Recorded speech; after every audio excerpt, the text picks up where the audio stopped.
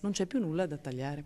Ci sono solo servizi interi da tagliare e questo non è un bel segnale nei confronti dei cittadini e delle nostre comunità. Vuol dire dover tagliare servizi totalmente, non abbassarli, tagliarli. Sindaci veneti sul piede di guerra e stavolta è davvero una battaglia bipartisan quella che i primi cittadini stanno conducendo contro un nuovo taglio del 20% dei trasferimenti statali, una vera e propria mannaia che rischia di mettere in ginocchio ancora una volta soprattutto i comuni virtuosi, quelli che hanno i bilanci in regola ed hanno già eliminato qualsiasi spesa superflua. La proposta di tagli prospettata all'ANCI mette insieme il criterio dei costi standard a quello della capacità fiscale e così la stragrande maggioranza dei comuni del Veneto rischia di non riuscire più a garantire determinati servizi. Forse i comuni montani potranno avere un qualche beneficio nella nostra regione, gli altri invece si vedranno degli ulteriori tagli e sinceramente siamo molto preoccupati. Dall'illuminazione alla sicurezza al sociale, i comuni dovranno rivedere bilanci e capitoli di spesa.